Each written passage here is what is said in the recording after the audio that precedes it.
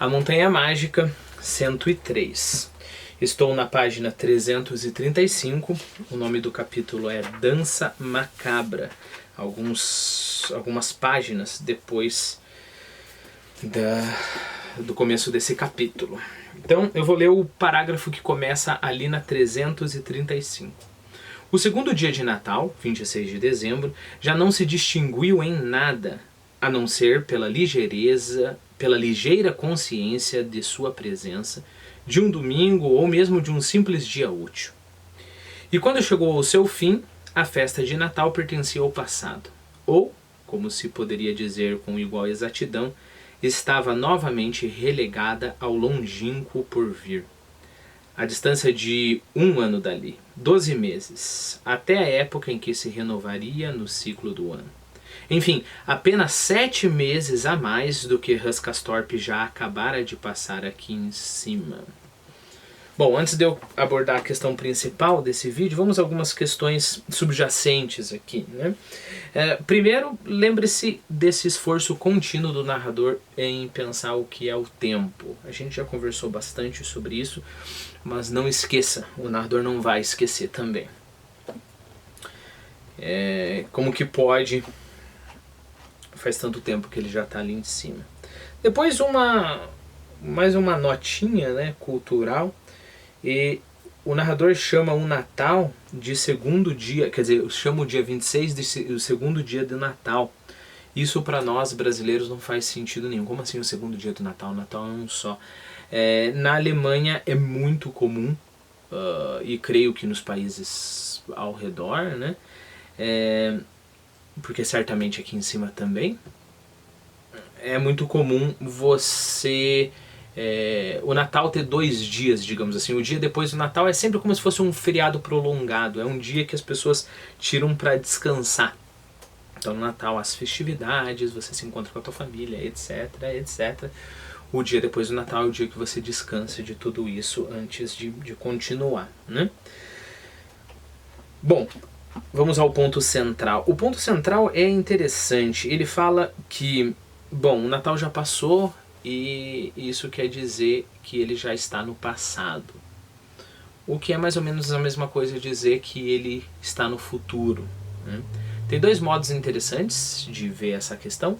O primeiro é essa ideia, claro, do ciclo do tempo, né? O ano começa e depois volta desde o começo. As estações são assim, os dias da semana são assim, as 24 horas do dia são assim, etc, etc, né?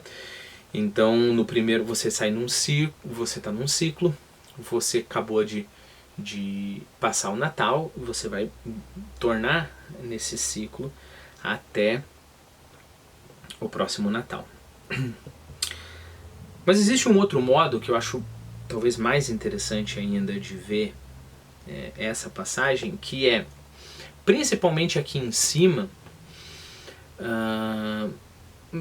parece que é indiferente se você dizer que o Natal ficou para o passado ou o Natal tá no futuro.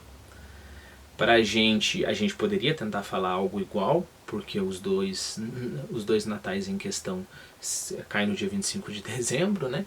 Mas a gente tem essa ideia bem clara que o Natal passado foi um ciclo passado, foi o ano passado, e logo é totalmente diferente do Natal futuro.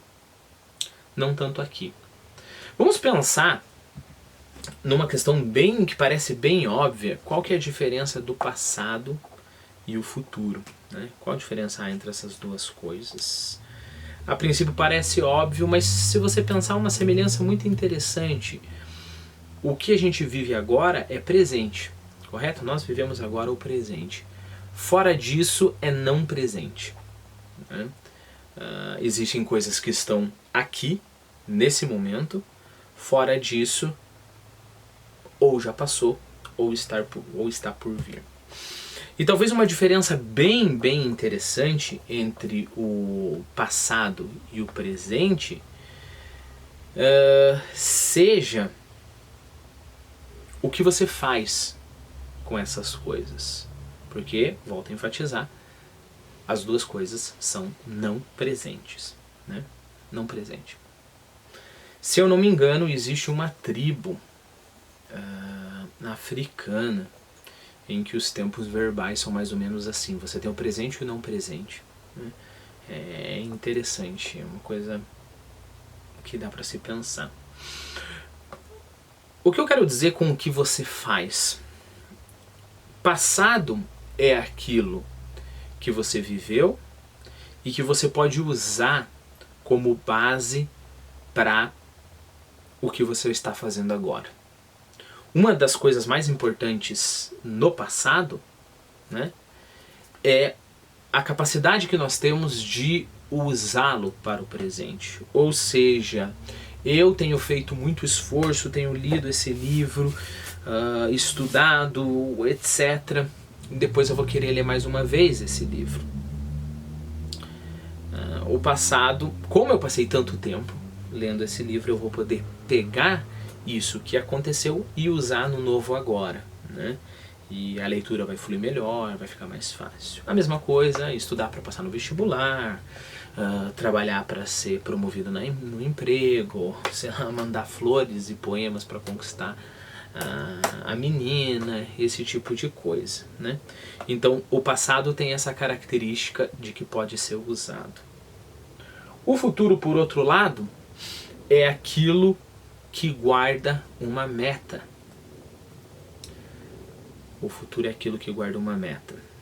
Então eu sei, por exemplo, que depois de, vamos lá, dados pessoais aqui, né?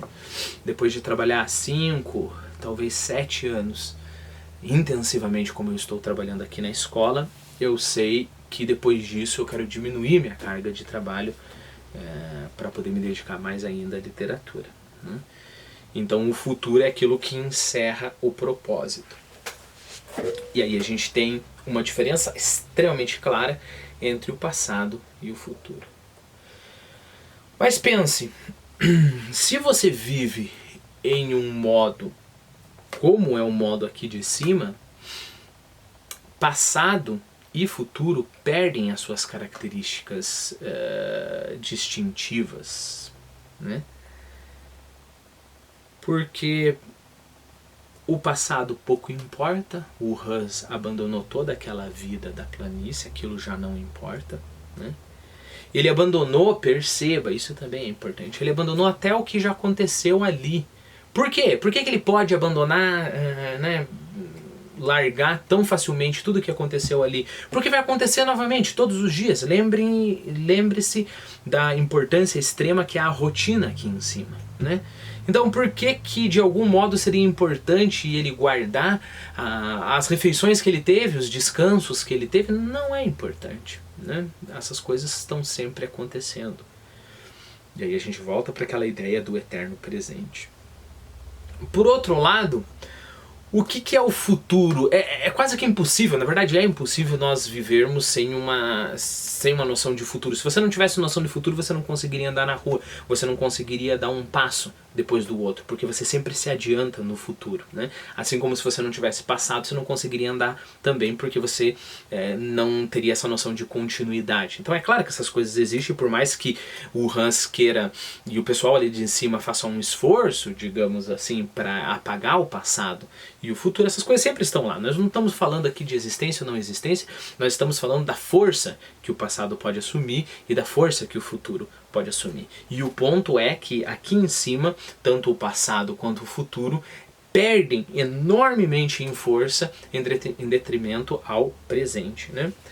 Então lembre-se, qual é o futuro que existe ali? É um futuro mais ou menos simulado, é o futuro da próxima refeição que vem, do próximo descanso, no máximo ali o futuro de uns 15 dias, de uma palestra, de um concerto que vai haver, o futuro da paquerinha dele com a Madame Xoxá. Então um dia ela vai olhar para ele, outro dia ela vai virar e vai olhar para ele mais uma vez. Então esse futuro mais ou menos simulado. Se as características distintivas do passado e do futuro são tão fracas assim, é normal que mais ou menos que não faça diferença dizer que o Natal já passou ou o Natal está vindo, né? No mesmo ciclo parece ali, no mesmo ciclo. Não a nossa característica distintiva, bem distinta, né, de um ciclo para o outro. O Natal passado não tem nada a ver com o Natal futuro. E aí, só se aprofundando um pouquinho mais nesse tema da força que você pode dar para o futuro e da força que você pode dar para o passado, tem como, em menor ou maior medida, a gente enfraquecer e até violar essas coisas, né? Eu acho que nós, enquanto sociedade, desde o final da Idade Média, aí aos pouquinhos, bem aos pouquinhos, desde o final da Idade Média, com a Revolução Francesa muito mesmo, quase que drasticamente, depois chegando ao final do século XIX, começo do século XX, cada vez um ritmo mais frenético, a gente tem esse nosso impulso de abandonar, de negar o passado, né? Então, nós queremos sempre construir o novo, né? Nós queremos sempre construir a partir de agora, né? Isso enquanto sociedade. Não é à toa que hoje em dia o melhor elogio que você pode fazer a um artista é que ele é original. Nunca vi ninguém fazer algo parecido com isso. O cara fica todo alegre, aquele sorrisão no rosto e fala: eu sou diferente, eu estou começando algo novo, eu não tenho nada a ver com o passado, não tenho nada a ver com essas pessoas que passaram, né? Isso chama-se enfraquecer o passado. Enfraquecer de modo, se você quiser eu posso abrir um outro vídeo só para isso, me diga, mas de modo doentio, né? Você esquecer o que você passou é mais ou menos o que acontece numa patologia, numa psicopatologia, né? Você teve um trauma e você esquece desse trauma e de algum jeito aquilo vai dar merda. Você pode ter certeza que se você teve um trauma ou qualquer parte da tua vida e você fez um esforço para se esquecer dessa parte, vai dar merda. Vai dar merda porque aquilo ali está ali ainda, de alguma forma ele vai estar te influenciando, só que como você não traz no nível do explícito da consciência, aquilo vai te controlar subrepticiamente, né? É claro, sem contar a extrema arrogância dos nossos dias atuais, né? Uma coisa horrível a arrogância com a qual a gente olha para a Idade Média, sendo que provavelmente a Idade Média é o período de maior efervescência cultural desde os gregos, talvez mais do que isso, né?